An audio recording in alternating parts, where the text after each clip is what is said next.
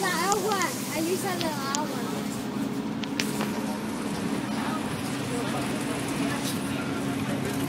La vi, papá, aquí estaba ya. Ya que ya lo estaba esperando.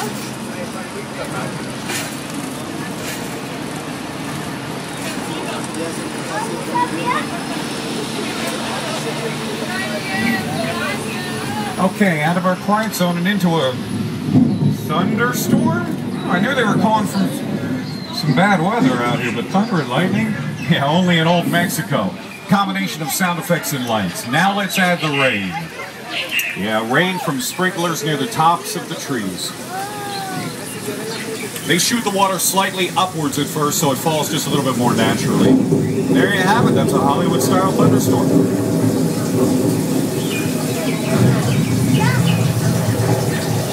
Okay, guys, you can turn that off now. We get the idea.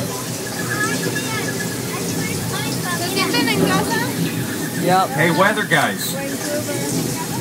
Oh, no. They're stuck on. Oh, great. Listen, if I were you, I'd pick up anything on the floor that could get wet. Oh, look at this. Al Roker predicted this earlier today. Here it comes. Flash flood. Whoa! Wow, how about that? Hey, check this out. It was on Big Fat Liar.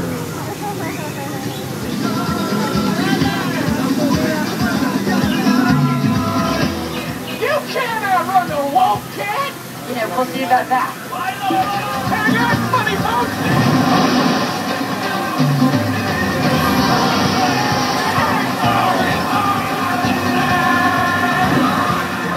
Ahead of us, another section of Old Mexico. It was in Nacho Libre with Jack Black. It's in a brand new movie starring Russell Brand. It's called Hop. It's about the Easter Bunny. It'll be coming out about springtime. And it's actually part animation and part live action.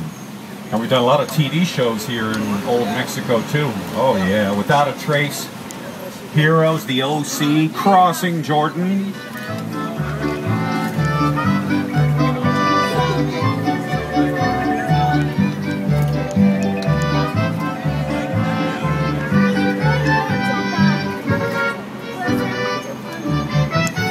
We have just crossed the border from Old Mexico into the Wild West. This area is known as Six Points, Texas. It's an area with such a long, rich history. Did you know that more movies have been shot on these streets than any other spot in the world?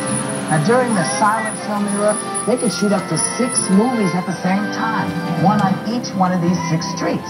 That's why it's called Six Points, because each street had its own bank, its own sheriff's office, its own saloon, and its own hotel. Now, it turns out that this town ain't big enough for both of us. So get on back onto your tram stagecoach thing and get the heck out of here. Go on. Go on. Oh, okay, Whoopi. We don't want any trouble. Hey, you know, Adam Sandler's Bedtime Stories did some filming here not too long ago. And all the great movie cowboys have walked these streets. Although they didn't always get along. We're just gonna stir things up here. Bet I am. Hey!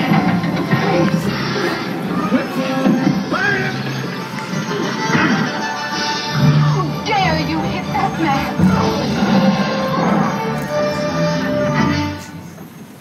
Man hit the ground first.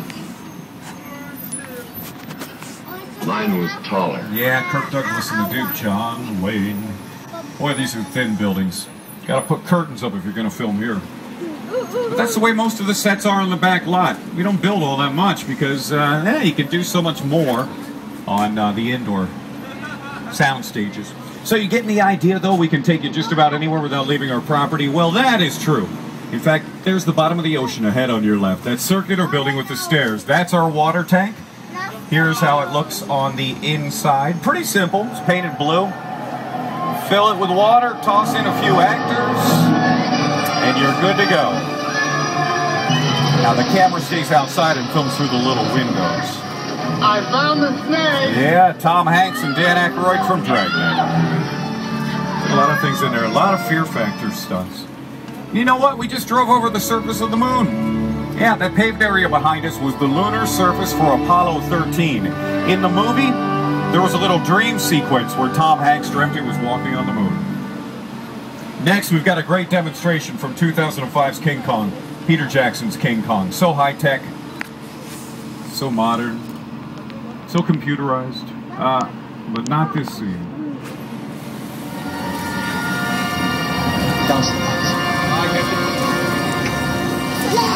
Yeah, this is the scene in the movie where the SS Venture first reaches Skull Island. We did it with miniatures. A miniature boat and a miniature Skull Island. All miniature, with one exception. We did not shrink Jack Black. Nope. Hey, that scene is coming up. In fact, you're going to get the same point of view the camera had in the movie. We're going to drive through this lagoon. Don't worry, the water will drop a little bit. So, for most of you, it's just going to come up to your necks. You'll still be able to breathe, okay? Now it drops way down, of course. Some of the water could creep up on the floor. You might want to pick up anything just to be on the safe side. We'll let it drop a bit, and then away we go. When we do cross, left-hand side's where you'll want those cameras.